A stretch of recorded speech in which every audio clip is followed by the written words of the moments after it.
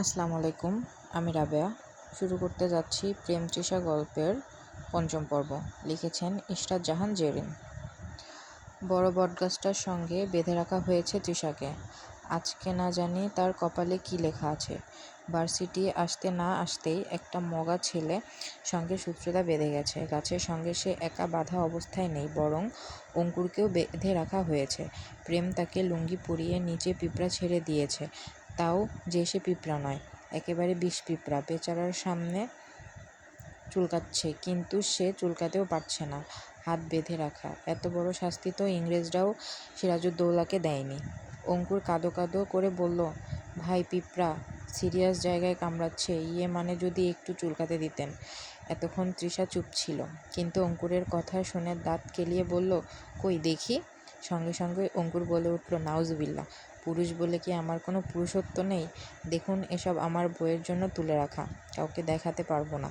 কিন্তু আমার সঙ্গে প্রেম করলে অন্য বিষয়, দেখতে হলে করতে হবে, মানে প্রেম। তৃষা মুখ ভেঙচি কেটে বলল, আসছে আমার পুদিনার চাটনি। আমি ওই প্রেম টেম করি না, এক্কেরে ভালোবাসি। প্রেম সঙ্গে সঙ্গে তৃষাকে একটা ধমক দিয়ে বলল, ওকে তো পিঁপড়ে কামড়ে খাচ্ছে, তোমার বুঝি সাপের কামড় চাই? এখন বলো, তোমাকে কোন শাস্তি দিব? তৃষা গলা উঁচু করে নির্ভীক ভঙ্গিতে বলল, দেন, যেটা মন চায় দেন। প্রেম কাছে এগিয়ে এসে বলল, লিপ ফিলার করবে? টাকা দেন করি। ওকে ঠিক আছে। বলেই প্রেম পকেট থেকে একটা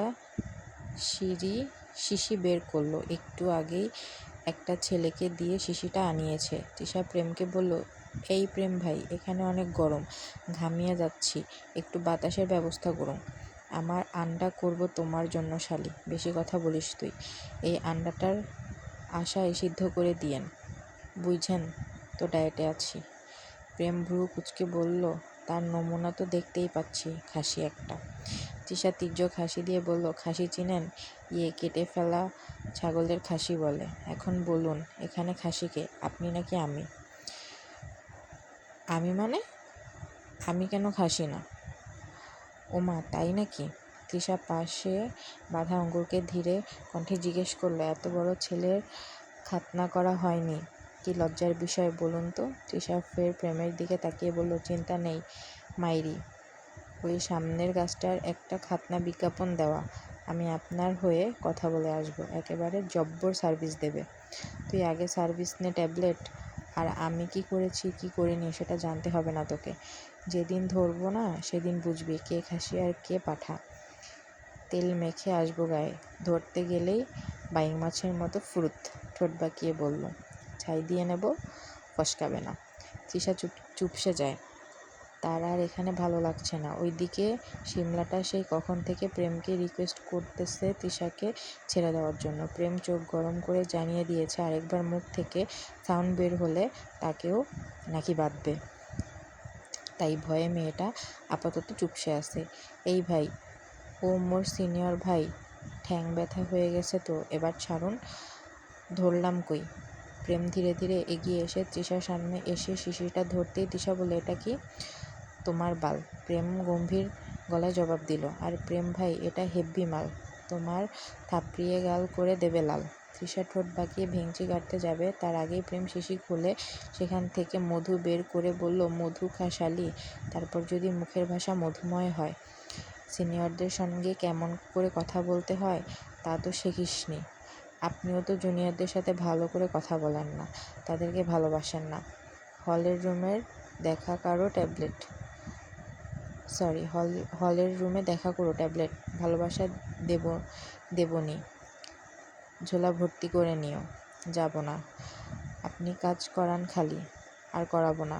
জাস্ট অঙ্কুরের 7 মাস না ধোয়া জায়গাটা একবার ধুয়ে দিলেই হবে। সে কথা শুনে অঙ্কুর ফের বলে উঠল, ভাই, এসব না বলে মেরে ফেললেই তো পারেন আমায়।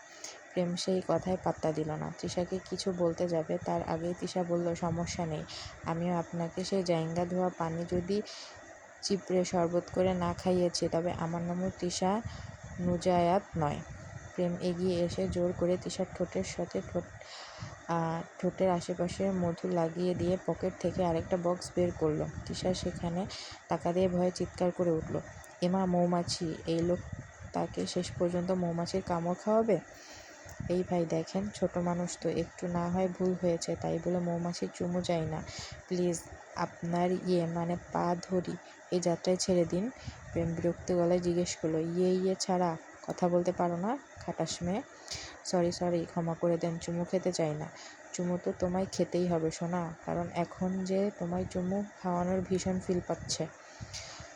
যুবরাজ চেয়ারের পায়ের ওপর পা তুলে বসে আছে। পিস্তলটা পাঞ্জাবির পকেট থেকে বের করে সামনে বসে থাকা তৃষার মা বাবাকে বলল, জলদি বলুন আপনার মেয়ে কোথায় গিয়েছে, নাইলে কিন্তু মাথা উড়িয়ে দিব।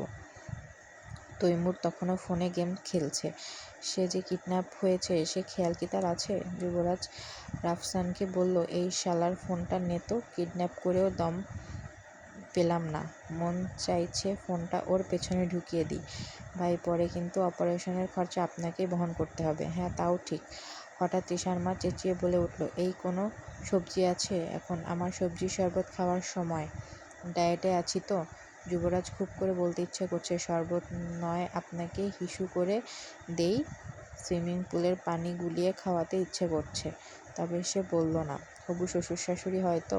যুবরাজ তৃষার বাবাকে কিছু বলতে যাবে, তার আগেই সে বলে উঠল, এই বাবা, এই কিডন্যাপ করে কোথায় নিয়ে এসেছো? কি গরম এখানে, এত টাকা কামিয়ে কি লাভ যদি জনগণের জন্য একটা এসি না লাগাতে পারো? এভাবে কেউ কিডন্যাপ করে? একটা টিভিও নেই এখানে, আমি খবর দেখব কি করে? সন্ধ্যা 7টার খবর শুরু হতে চলল। লোকটিকে থামিয়ে তৃষার মা আবার বলে উঠল, এই বুড়ো চুপ থাকো, আমার এখন জি বাংলার নাটক দেখতে হবে। গতকালের পর্ব দেখলাম, রাধা ছাদ থেকে পড়ে যাচ্ছিল, এখনও আকাশে ঝুলে আছে নাকি রিক লন্ডন থেকে এসে তাকে ক্যাচ করেছে সেটা দেখতে হবে না? মাকে থামিয়ে আবার তৈমুর চুপ যায় নাকি? সেও ফ্রি ফায়ার খেলতেই হবে, তাও ফোন চাই বলে আন্দোলন শুরু করলো। শেষে যুবরাজ মাথা পুনরায় গরম হয়ে গেল, কেমন জানি চক্কর দিচ্ছে। সে সারফারাজকে দ্রুত বলল, গবেট, এদের বিদায় করে বাড়ি পাঠিয়ে দে, এদের কিডন্যাপ করে আমি নিজেই এখন পাগল প্রায়। রাফসান মুখ বাঁকিয়ে বলল, আগেই বলেছিলাম এই পাগলের পরিবারের সঙ্গে সম্পর্ক কইরেন না, শুনলেন না তো? এখন ভুগতে থাকেন, আবার তো বিয়ে করতে চান আরেক পাগলকে। ছ্যাঃ। সন্ধ্যার কক্ষটির অস্তিত্ব মৃত্যু অন্তঃস্থল থেকে উঠে আসা সংকেত জানান দিচ্ছে। আলো এখানে ঢোকে না, ঢুকতেও চায় না। ভারী কালচে পর্দা জানালাকে ঘিরে রেখেছে, বাতাসে জমাট বাঁধা রক্তের গন্ধ, কেমন যেন শ্বাসরুদ্ধকর সব। দেয়াল জুড়ে ঝুলছে বিস্তৃত সব প্রতিচ্ছবি, কোথাও চোখ উপড়ে ফেলা মুখ, কোথাও ভূষীভূত অঙ্গ, আবার কোথাও হাহাকার মিশে থাকা অস্পষ্ট মানুষের চেহারা। ছবিগুলো যেন আর ছবি নয়, একেবারে মৃত আর্তনাদের বন্দি আর্তনাদ। এক কোণে স্তূপ হয়ে পড়ে আছে ছুরি, করাত ও নানা রকমের অচেনা যন্ত্র। প্রত্যেকটির ধারণা এখনো কারো চামড়ার স্মৃতি রয়ে বেড়াচ্ছে, ধাতব গায়ে শুকনো দাগ, কিন্তু সেই দাগ থেকে উঠে আসে ধোঁয়া মেশানো কাঁচা রক্তের গন্ধ। সবচেয়ে ভয়ঙ্কর দৃশ্যটি অপেক্ষা করছে দেয়ালের গায়ে গায়ে। সারি সারি পুতুল, ছাদের মাথা জোর করে ন্যাড়া করে ফেলা হয়েছে, শূন্য কাচের চোখগুলো স্থির তাকিয়ে আছে দর্শকের দিকে, অথচ চোখের ভিতর নেই কোনো প্রাণ। কিছু পুতুল গায়ের কাটা চিহ্ন, কিছুতে কালি সেলাই করা, কিছু আবার হেসে আছে ভাঙা দাঁতের মতো বিকৃত এক ভঙ্গিতে। কালো হুডি পরা লোকটি মুখে একটা কালো মাস্ক। সে ঘরে ঢুকতেই হাত ব্যাগটা থেকে একটা নতুন পুতুল বের করলো, টেবিলের উপর থেকে একটা চাকু তুলে ইচ্ছে মতো আঘাত করতে থাকলো পুতুলের চোখের ওপর, যতক্ষণ না মনের শান্তি মিটল ঠিক ততক্ষণ পর্যন্ত। স্বাদ মেটার পর সেই বিকৃত পুতুলটিকে আবার বিকৃত করতে কেচি দিয়ে সব চুল কেটে একবারে ন্যাড়া করে দিল। তারপর কিছুক্ষণ তাকিয়ে রইল পুতুলটির দিকে। ঠোঁটের কোণে বেঁকে যায়, পরক্ষণে ভেসে ওঠে এক বিকৃত হাসি, যা মানুষের নয়, পশুরও নয়, যেন অর্ধেক মৃত অর্ধেক জীবিত কোনো দুঃস্বপ্নের গলা ফেটে বেরিয়ে আসা আওয়াজ। হাসি প্রতিধ্বনি দেয়ালে ধাক্কা খেয়ে ছড়িয়ে পড়ে। মুহূর্তেই মনে হয় সারি সারি ন্যাড়া মাথার পুতুলরা কেঁপে উঠল, আর তাদের শূন্য চোখ লেগে গেল মৃত্যুর আতঙ্ক। লোকটি এবার পুতুলটিকে জড়িয়ে ধরে তার গন্ধ শুঁকল, তারপর বলল, তোমার জন্য নতুন চুল চাই, তাই তো? তোমার জন্য চুল এনে দিব, তুমি রাগ করো না প্লিজ। বলে সে পুনরায় আগের মতো হাসল। এবারে হাসির শব্দ আগের থেকেও শতগুণ বেশি ভয়ঙ্কর মনে হলো। আপনারা সবাই আমাকে সাপোর্ট করে এভাবে আমার সাথে চলুন। আমি আশা করব যে আরও ভালোভাবে আপনাদেরকে গল্প স্থাপনা করার। তো ধন্যবাদ, সবাই পাশে থাকবেন।